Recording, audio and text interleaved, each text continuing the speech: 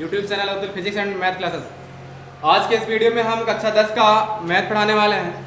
ये प्रश्नावली 1.2 का एनसीईआरटी बुक का है और इसके पहले हमने 1.1 पूरा पढ़ा के ख़त्म कर दिया है। इसके पहले वाला वीडियो सभी लोग देख लीजिएगा।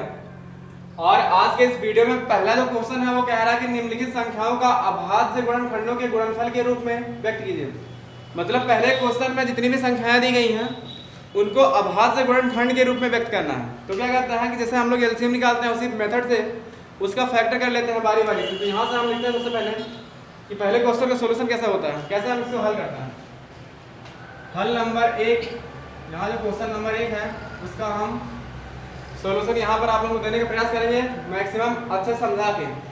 पहला जो क्वेश्चन है पहले का पहला वो 140 है, इसको अभाज्य गुणनखंड के रूप में व्यक्त करना है। तो अभाज्य गुणनखंड के रूप में व्यक्त करने के लिए सबसे पहले हम क्या कर लेते हैं, जैसे हम लोग एलसीएम निकालते हैं लघुत्तम समापवर्तक, वैसे इसको तोड़ लेते हैं। तो यहाँ से हम 2 से भाग देते हैं तो ये 70 हो जाता है और यहाँ से 35 और ये 5 7 और ये 1 हो जाता है। 2 से भाग देंगे तो 70 बार जाएगा भागफल और फिर 2 से फिर भाग देंगे 70 में तो 35 बार, 5 से जाएंगे 35 में तो 7 बार और 7 में 7 से भाग देंगे तो 1 बार जाता है। तो इसका मतलब क्या हुआ कि 140 को हम अभाज्य गुणनखंड के रूप में 2 × 2 × 5 × 7 के रूप में व्यक्त कर सकते हैं। ये पहला क्वेश्चन था।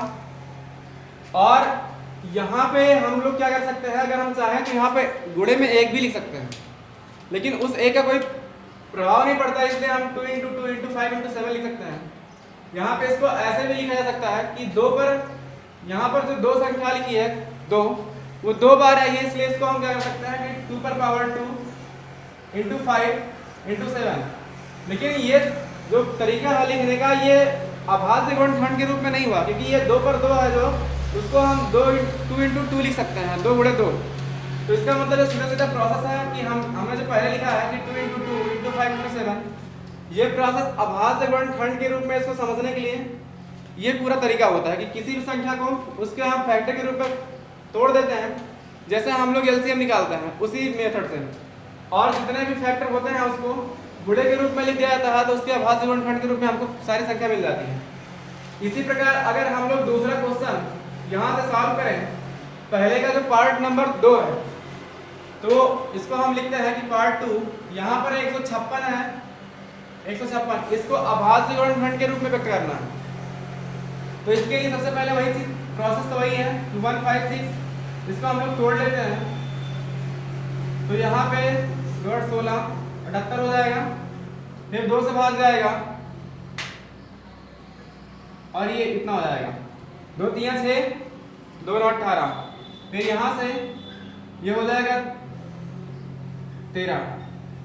तो ये हमको मिल गया क्या, 156 को अगर अभाज्य गुणनखंड के रूप में हमको व्यक्त करना है तो 2 × 2 × 3 और × 13 मिल जाएगा।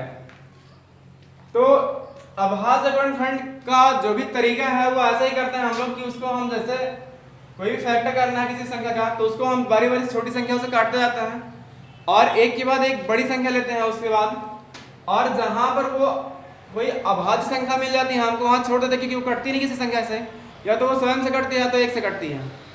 तो यहाँ पे जो 13 है वो एक अभाज्य संख्या है तो इसको हम छोड़ देते हैं। उसके बाद क्या फैक्टर लिखते हैं कि जितनी बार भी हमने भाग दिया जिन संख्याओं से 2 × 2 × 3 × 13, तो ये सारी चीजें हमने एक साइड में लिख दिया। और इसका जो मल्टीप्लाई है वो 156 आएगा। यहाँ से अगर हम मल्टीप्लाई करते हैं तो ये 156 के बराबर 2 × 4, 4 का 3 से मल्टीप्लाई करेंगे 12 आएगा, और 12 = 144, 144 में 12 जोड़ेंगे तो 156 आ जाएगा। तो इस तरह से ये 156 का फैक्टर हो गया, अभाज्य गुणनखंड के रूप में व्यक्त किया गया। ऐसा ही हम अगर अगला क्वेश्चन जो 38,3825 है, तीसरे क्वेश्चन को तोड़ते हैं तो यहाँ पे 3825, इसका भी वही प्रोसेस तरीका करते हैं अपनाते हैं, चाहे वो छोटी संख्या हो चाहे वो बड़ी संख्या हो, हम लोग वही करते हैं कि अभाज्य गुणनखंड में तोड़ने के लिए प्रोसेस वही लगा देते हैं और सीधा सीधा हमको वैल्यू मिल जाती है। तो यहाँ से 3825, सबसे पहले 5 से हम लोग भाग ले जाते हैं तो 5 × 7 = 35, यहाँ पे हो जाएगा 3 × 5 = 30 और 5 × 25 ये हो जाएगा। और उसके बाद फिर से हम 5 से काट देते हैं एक बार, तो यहाँ से हो जाएगा 5 करने 5, 2 5 25, 1 5 3 15। अब ये संख्या एक बार फिर से 3 से कट सकती है, तो 3 5 3 15 51। एक बार फिर से 3 से कट जाएगी, 17 3 51।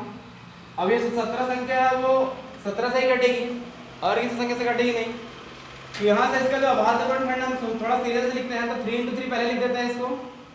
तो यहाँ से 3 × 3 × 5 × 5 × 17, तो 3825 का जो अभाज्य गुणनखंड हुआ वो 3 × 3 × 5 × 5 × 17 के रूप में हमको मिल गया।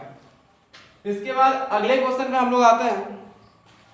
यहाँ से अभाज्य गुणनखंड की जो भी संख्याएं हैं यहाँ पे मिली हैं, दी गई है क्वेश्चन सॉल्व करने के लिए हम लोग ऐसे इसी प्रोसेस से सॉल्व कर सकते हैं सारा का सारा क्वेश्चन। यहाँ पे 5005 दिया गया है अगले स्टेप में, मतलब पहले का जो चौथा क्वेश्चन है 5005 दिया गया है, इसको भी फैक्टर कर लेते हैं हम। यहाँ पे 5005 सबसे पहले 5 से काट देते हैं तो 1 आएगा, और यहाँ पे 0 हो जाएगा, 0 हो जाएगा, 1 हो जाएगा। अब यहाँ पर ये 7 से कट जाएगा, 7 कटने में 7, 3 बच जाएगा, 30 7 चौक 28, और 2 हासिल हो जाएगा, 21 7 त्रिक 21। अब ये 143 जो संख्या है वो छोटी संख्याओं से नहीं कट पाएगी, 11 से कट जाएगी, तो यहाँ से 11 कटने में 11 हासिल 3 हो जाएगा, और 11 3 33, तो ये 13। अब 13 को हम लोग काट देते हैं तो 1 हो जाएगा। इसका मतलब कि 5005 संख्या उसका अभाज्य जो गुणनखंड बनेंगे वो 5 बनेंगे × 7 × 11 × 13। तो 5005 को हम अभाज्य गुणनखंड के रूप में 5 × 7 × 11 × 13 के रूप में लिख सकते हैं। इसके अगले स्टेप में जो क्वेश्चन है, क्वेश्चन नंबर अगला, मतलब पहले का जो 5वां पार्ट है उसको हल किया जाता है। तो ये 5वां पार्ट है क्वेश्चन नंबर फर्स्ट का, 7429, इसको अभाज्य गुणनखंड के रूप में व्यक्त करना है। तो उसके पहले हम लोग क्या करते हैं, वही प्रोसेस इसके लिए भी। 7429 थोड़ी बड़ी संख्या है, देखते हैं काट के इसको किस संख्या से कटेगी। सबसे पहले हमको लगता है कि ये 3 से कट नहीं पाएगी, सीधा बता देते हैं कि ये 17 से कटेगी, 17 से कटेगी, और ये 4 बार और 300 437 कितना हो जाएगा। ये सारी संख्याएं जो आ रही हैं ऐसी संख्याएं थी जो अभाज्य संख्याओं से कट रही हैं, और ये संख्या 19 से कट जाएगी, और 19 से कटने के बाद 23 आ जाएगा। 23 भी एक अभाज्य संख्या है, और यहां से हमको मिल जाएगा 23 से काटने पर 1। तो इसका मतलब 7429 जो संख्या है उसको हम अभाज्य गुणनखंड के रूप में 17 × 19 और × 23 के रूप में व्यक्त कर सकते हैं। तो पहली जो संख्या थी 140, उसको 2 × 2 × 5 × 7 के रूप में व्यक्त कर सकते हैं अभाज्य गुणनखंड के रूप में। इसको कहीं कहीं प्रोसेस में ये भी लिखा मिलता है, जो 2 × 2, अभी हमने समझा था कि 2 × 2 लिखा होता तो 2 पर घात 2 लिख देते हैं। तो ऐसी संख्या को हम यहाँ पर यूज कर सकते हैं कि 2 पर पावर 2 × 5 × 7। तो ये चीज हो जाएगा। यहाँ पर भी दो संख्या, जो संख्या 2 है वो 2 बार आया है ये चीज। तो यहाँ से भी हो सकता है 2 पर घात 2 × 3 और × 13। और ये जो 3825 संख्या है इसमें दो संख्याएं ऐसी है तो 2 2 बार आई हैं, एक तो 3 और एक तो 5। तो यहाँ पर हम लिख सकते हैं कि 3 पर पावर 2 × 5 पर पावर 2। पावर का मतलब घात होता है 3 पर घात 2 × 5 पर घात 2 और गुणिया 17 हो गया। बाकी संख्या जो 5005 है उसमें कोई भी संख्या कॉमन नहीं आता, 2 बार नहीं आया है। और जो 7429 है उसमें भी कोई संख्या 2 बार नहीं आई है। तो इसको सीधे सीधे हम ऐसे ही लिख सकते हैं। तो ये पहला क्वेश्चन था प्रश्नावली 1.2 का कि जो संख्याएं दी गई थी उसको अभाज्य गुणनखंड के रूप में व्यक्त करना था। तो 140 को व्यक्त करके दिखा दिया गया, 156 को और 3825 को, 5005 को और 7429 को। उसके बाद अगले स्टेप पे चलते हैं। इसका प्रोसेस हमने बताया कि जैसे हम लोग लघुत्तम समापवर्धक हल करते हैं कि बारी बारी से छोटे छोटे संख्याओं से काटते जाते हैं और जितनी भी संख्याओं से कटता है उसको हम क्रम से गुणे के रूप में लिख देते हैं, तो अभाज्य गुणनखंड के रूप में व्यक्त हो जाता है। ये सारी चीजें हो गई। उसके बाद हम अगले क्वेश्चन पे चलते हैं, जो प्रश्नावली 1.2 का दूसरा क्वेश्चन है। तो इसमें दिया क्या गया है कि पूर्णांकों के निम्नलिखित युग्मों के हाईएस्ट कॉमन फैक्टर मतलब मासा कहता है, और लघुत्तम समापवर्तक मतलब एलसीएम ज्ञात कीजिए तथा जांच कीजिए कि दो संख्याओं का गुणनफल उसके हाईएस्ट कॉमन फैक्टर और लीस्ट कॉमन मल्टीपल के बराबर होता है। तो यहां से हम लोग क्या करते हैं कि पहले एक एक संख्या ले लेते हैं, दूसरे का पहला क्वेश्चन हम समझाते हैं आप लोगों को।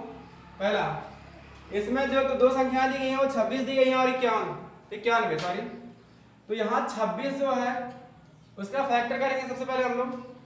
तो 26 का जो फैक्टर आएगा वो 2 × 13 2 × 13, और इसके संगत जो संख्या दी गई है 91 तो उसका फैक्टर करते हैं तो ये हो जाएगा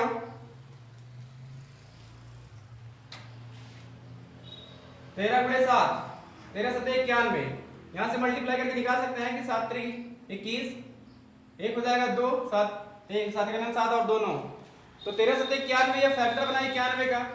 अब यहां से हमें क्या करना है कि दोनों संख्याओं का महत्तम समापवर्तक और लघुत्तम समापवर्तक निकालना है।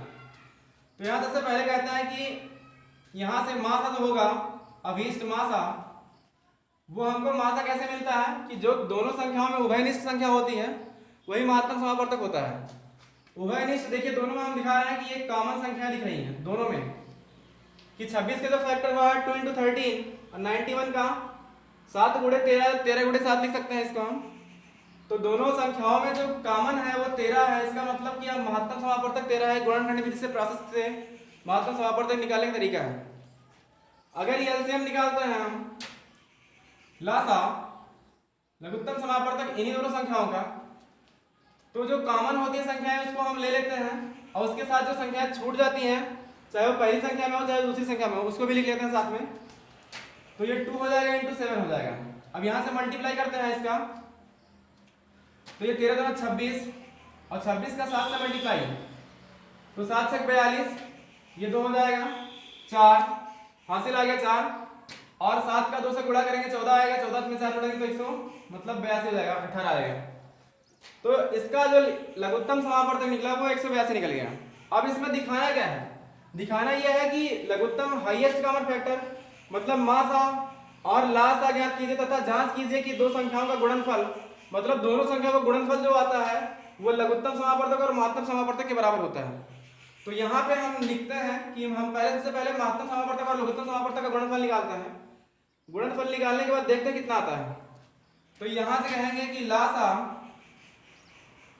लघुत्तम समापवर्तक गुणे मासा, यहां से हमको क्या मिल जाएगा, हमको मिलेगा लघुत्तम समापवर्तक हमारा 13 निकला है, और जो मासा सॉरी पहले हमको एलसीएम का मान लिखना था लघुत्तम समापवर्तक है, तो 182 × 13। हालांकि इससे कोई फर्क नहीं पड़ता, अगर 13 पहले भी लिखते 182 बाद में लिखते तो गुणे में कोई फर्क नहीं पड़ेगा उसमें।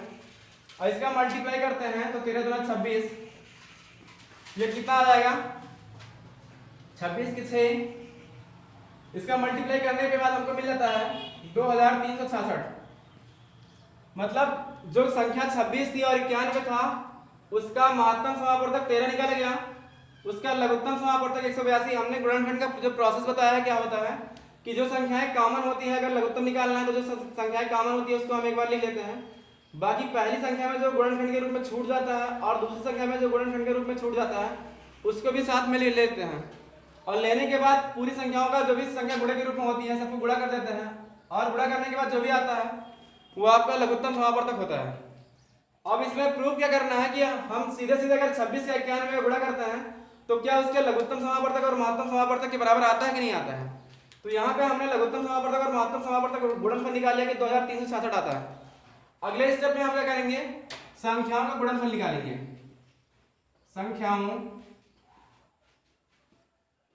का गुणनफल, तो यहां पर जो संख्याएं हैं वो 26 है और 91, तो इसका गुणा करने पर भी वही मिलता है। जैसे गुणा करेंगे तो 6 का 1 से 6 के 6 क्लियर हो रहा है कि 2366 ही आने वाला है। मल्टीप्लाई करके देख लीजिएगा आप लोग, 2366 आएगा, हमने किया है इसको। तो 26 का 91 के साथ में गुणा करने पर 23,2366 आता है। तो इसका मतलब क्या हुआ कि जो क्वेश्चन कह रहा है कि संख्याओं का गुणनफल क्या उसके महत्तम समापवर्तक और लघुत्तम समापवर्तक के गुणनफल के बराबर आता है कि नहीं आता है। तो ये सारी चीजें हो गई कि यहां से कह सकते हैं कि इसलिए संख्याओं का गुणनफल बराबर लघुत्तम समापवर्तक और गुणे महत्तम समापवर्तक। तो यहां पे क्या प्रूफ हो गया कि जो संख्या दी गई थी 26 और 91, उसका फैक्टर किया गया, दोनों संख्याओं का महत्तम समापवर्तक निकाला गया तो 13 आ गया। लघुत्तम समापवर्तक जो संख्याएं कॉमन होती हैं उसको लिख लिए हमने एक बार, और जो संख्या 26 के साथ में गुणे में थी 13 के साथ में उसको भी लिख लिए, और 91 के साथ में जो गुणे में थी संख्या 7 वो भी उसके मल्टीप्लाई के रूप में। तो जो सारी संख्याएं मिली 13 का 2 से गुणा किया गया 26, और 26 का 7 से 182 मल्टीप्लाई आ गया। तो इसका लास्ट जो निकला 182। अब क्वेश्चन के अनुसार क्या कहता है कि लघुत्तम समापवर्तक और महत्तम समापवर्तक का गुणनफल कितना होगा। तो गुणनफल निकालेगा तो 2366 आ गया, और संख्याओं का गुणनफल हम जो निकाले तो 26 का 91 के साथ गुणा करने पर 2366 मिला। इसका मतलब क्या हुआ कि संख्याओं का गुणनफल संख्याओं के लघुत्तम समापवर्तक तथा महत्तम समापवर्तक के गुणनफल के बराबर होता है। तो ये दूसरे क्वेश्चन का पहला पार्ट था। अगले स्टेप में हम दूसरे क्वेश्चन का दूसरा पार्ट हल करते हैं।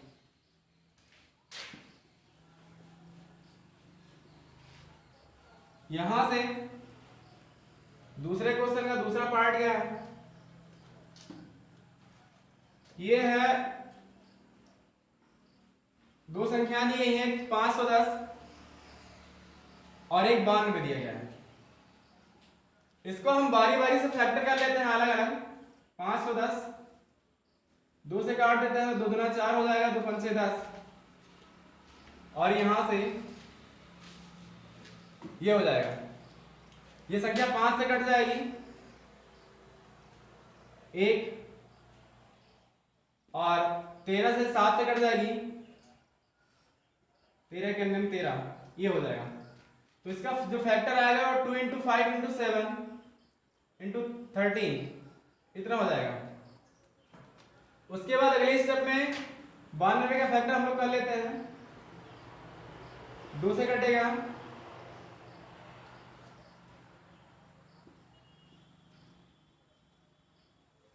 और ये जो 23 संख्या है ये अभाज्य है। तो यहां से हमको क्या मिल जाता है कि 2 × 2 और × 23, 91 का जो फैक्टर होता है वो इतना हो जाता है 2 × 2 × 23।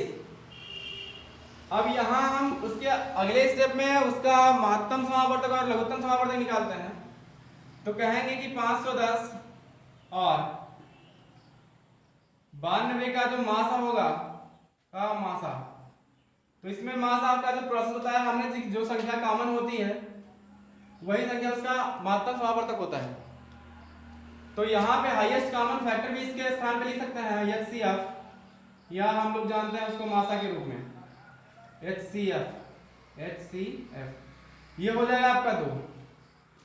तथा अगर हम लोग निकालते हैं इसका लघुत्तम समापवर्तक अर्थात लासा, यहां से हमको लिखेंगे LCM, तो हमको मिल जाएगा 2 × अब देखिए 2 हमने सबसे पहले लिख लिया क्योंकि कि दोनों संख्याओं में जो कॉमन था उसको एक बार लिखा जाता है, बाकी संख्या को जो बच जाते हैं उसको भी लिखा जाता है। तो यहां से क्या मिल जाएगा हमको 5 × 7 × 13, इसके साथ में 2 × 23, और इसका मल्टीप्लाई करने के बाद 5 × 10 77 गुणे 2 गुणे 13 कर देते हैं, और गुणे 23, तो यहां से मिल जाएगा 7 × 14 140 गुणे 13 गुणे 23। मल्टीप्लाई करने के बाद हम लोग को जो मिलता है वो 23,460 मिल जाता है। 23,460। तो जो संख्या मिली हमको 510 और दूसरी संख्या 92, उसका हम लोगों ने महत्तम समापवर्तक निकाल लिया, महत्तम समापवर्तक उसका 2 आया, और लघुत्तम समापवर्तक क्या मिल गया हमको 23,460। अब इन संख्या को गुणा करके हम लोग निकालते हैं कि इसका गुणनफल क्या आएगा। तो लघुत्तम लासा तथा करके लिखते हैं, या कह सकते हैं कि प्रश्नानुसार जो हमको सिद्ध करना है, यहां से प्रश्नानुसार भी बोल सकते हैं यहाँ पे। क्या सिद्ध करना है कि जो लासा होता है और मासा का गुणनफल क्या उन दोनों संख्याओं के गुणनफल के बराबर आता है कि नहीं आता है, यह सिद्ध करना। तो लघुत्तम समापवर्तक का मान जो आया है 23,460, इसका मल्टीप्लाई कर देना है हम लोग को 2 से। 2 से मल्टीप्लाई करने के बाद आ जाएगा कितना, ये 0 हो जाएगा, 6 दूना 12, 1, 4 दूना 8, 1 9 हो जाएगा, और 3 दूना 6 हो जाएगा, और 2 दूना 4, मतलब 46,920। यह हम लोग का लघुत्तम समापवर्तक और महत्तम समापवर्तक का गुणनफल निकल गया। इसके अगले स्टेप में क्या है कि हम लोग को दिखाना है कि ये दोनों संख्याओं का गुणनफल हम सीधे निकाल लेते हैं, तो क्या 46,920 के बराबर होगा कि नहीं होगा। तो हम निकाल लेते हैं तथा दोनों संख्याओं का गुणनफल, दोनों संख्याओं